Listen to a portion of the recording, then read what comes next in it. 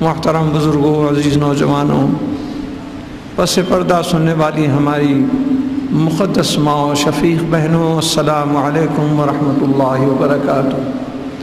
آئیے اللہ کے کلام کی تفسیر سننے سے پیشتر آپ کے ہمارے آقا و سرکار، سارے رسولوں و نبیوں کے سردار، مدینے کے تاجدار، احمد مختار، فخر آدم و بنی آدم، مظہر اتم، رسول مکرم، حضرت احمد مجتبیٰ محمد مصطفیٰ صلی اللہ علیہ وسلم کی بارگاہ بے کس پناہ میں دل کی گہرائی اور عقیدت کی گہرائی سے ایک بار بآواز بلند درود و سلام کا نذرانہ گزرائیے۔ اللہم صلی علی سیدنا محمد وعلی آل سیدنا مولانا محمد وسلم۔ آج ہم نے جن آیات بینات کی تلاوت کا شرف حاصل کیا ہے، سورہ احقاف کی آیت نمبر 8 تا 13، 6 آیتیں ہیں، ذرا بڑی بڑی ہیں۔ اس کے بعد اگر کچھ وقت باقی رہے تو انشاءاللہ اور آگے کی آیتوں کی تفسیر عرض کریں گے۔ گزشتہ سماعت فرما چکے ہیں کہ یہ کفار و مشرکین سرکار کے زبان اقدس سے نکلے ہوئے کلام الہی کو سن کر جب بہت متاثر ہو جاتے، ان کے دل پر اثر ہوتا، تو یہ ایمان تو نہیں لاتے تھے، یقین نہیں کرتے تھے، الٹا کہتے تھے ارے یہ تو جادو کا بیان ہے، یہ کچھ میجک ہے، یہ جادو ہے، اس کے اندر کوئی حقیقت نہیں ہے۔ اس کے بعد سرکار کے اوپر بھی انہوں نے الزام لگایا کہ آپ بیٹھے بیٹھے لکھا کر دوسروں سے کتاب تیار کی، اللہ کا کلام ہی کہاں ہو سکتا ہے۔ تو اللہ تعالیٰ آج کی پہلی آیت میں فرما رہا ہے ام یقولون افتراہ، وہ لوگ یا تو جادو کہے یا نہیں تو آپ کے اوپر وہ الزام لگائے۔ کس کے بارے میں؟ قل ان افتریتہ فلا تملکون لی من اللہ شیئا، اگر آپ پر وہ ایسا الزام لگائیں کہ آپ یہ قرآن کو بنائے ہیں، اس کی آیتیں آپ نے دل سے لکھ کر اس کو ترتیب دیے ہیں، قل فرما دیجئے ہمارے حبیب ان افتریتہ فلا تملکون لی، تم جو بھی مجھ پر الزام لگاتے ہو، جو کچھ بھی میرے کو جھوٹا اتہام لگاتے ہو، فلا تملکون علی، میں اس سے بالکل دستبردار ہوں، اس میں میرا کوئی تعلق نہیں، بھلا میں اور اللہ کا کلام اپنی طرف سے کیسے بنا سکتا۔ فرمایا ہوا اعلم بما تفیضون فیہ، وہی رب العالمین ہے جو سب سے زیادہ جانتا ہے جو کچھ بھی تم آپ نے اس میں میرے اور تمہارے درمیان ہو رہا ہے، اللہ تعالیٰ بخوبی واقف ہے۔ کفا بہ شہیدم بینی و بینکم، شہید کے معنی ایک تو گواہ کے بھی ہوتے ہیں، وٹنس کے بھی ہوتے ہیں۔ عام طور پر شہید اس کو کہتے ہیں جو اللہ کی راہ میں اپنا سر کٹا دیتا ہے، اپنی جان قربان کر دیتا ہے، اس کو بھی شہید کرتے ہیں۔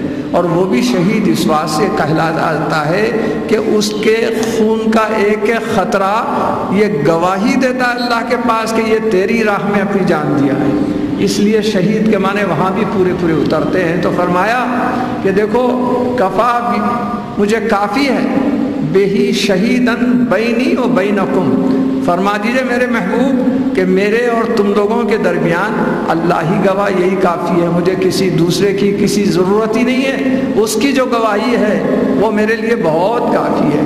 وَهُوَ الْغَفُورُ الرَّحِيمُ، اور اللہ تعالیٰ کی وہ ذات ہے جو سب کو معاف کرنے والی ہے اور اس کے ساتھ ساتھ رحم والی بھی ہے۔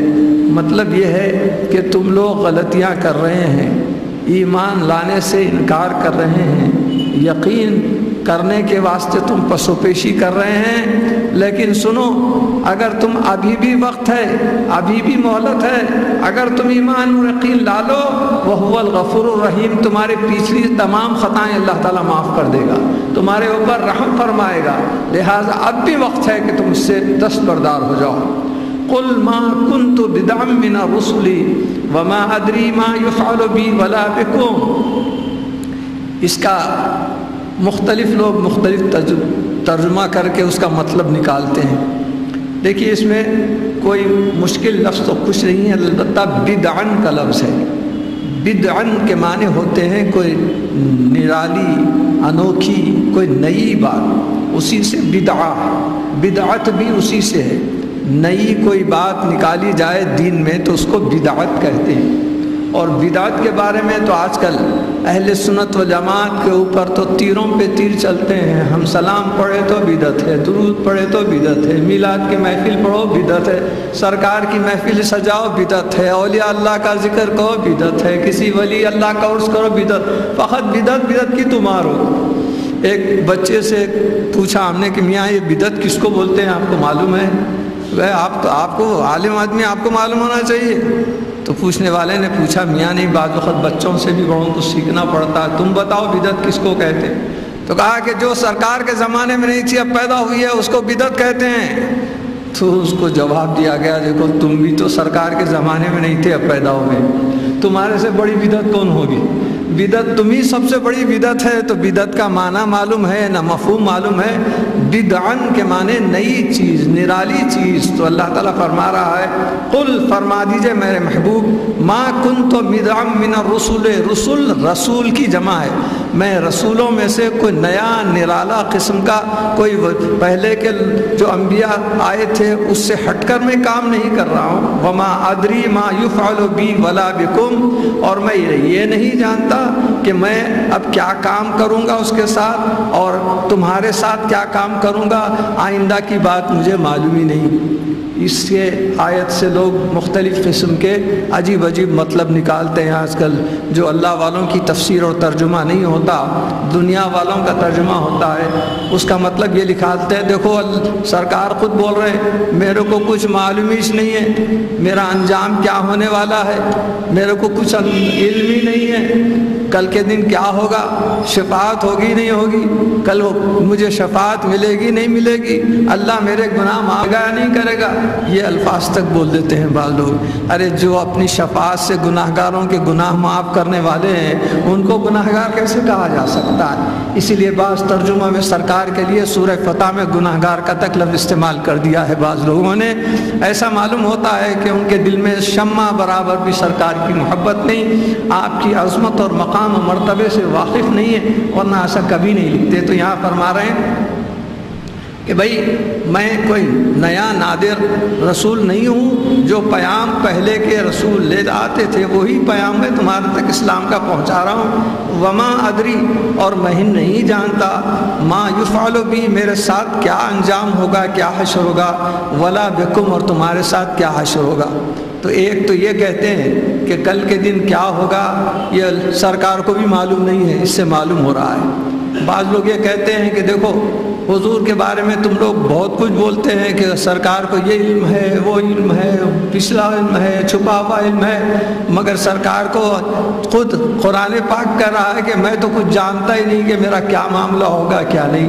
تو ایسی صورت میں بڑے بڑے بلند بانگ دعوے کیوں کرتے ہو؟ لیکن جو اللہ والوں نے تفسیر کی ہے اس کا مطلب یہی ہے کہ دیکھو اللہ تعالی یقیناً، میں اس آیت کی روشنی میں نازل کرنے کے بعد کہتا ہوں کہ میں واقف ہی نہیں تھا، مجھے معلوم ہی نہیں تھا کہ یہ کیا ہے وہ کیا ہے. یہاں تک کہ آپ ایک روز کھڑے رہے گئے ممبر پر، صبح سے جو وعظ فرمانا شروع کرے تو دنیا پیدا ہوئے سے لے کر قیامت تک ہونے کے تمام واقعات ایک ساتھ بیان فرما دیا. تو بولا بولیے کہ کچھ بھی نہیں معلوم تو یہ سب کیسے معلوم ہو گیا؟ یہاں تک بعض لوگ اس میں تھے جو آڈینس میں سے، سامعین میں سے پوچھنے لگے حضور میرا باپ کوئی نہیں ہے، لوگ مجھے غیر غلط باتیں بولتی ہیں، میرے باپ کا نام کیا تھا؟ فوری آپ نے اس کا باپ کا نام بتا دیا. کوئی حلال کا ہے، کوئی حرام کا ہے، سب چیزیں پوچھے، سرکار ایک ایک چیز بتا دیے. پھر اس کے بعد کہنا ہے کہ حضور کو کچھ بھی معلوم نہیں، اپنا انجام نہیں معلوم، یہ ایسا غلط ترجمہ، غلط مفہوم ہے.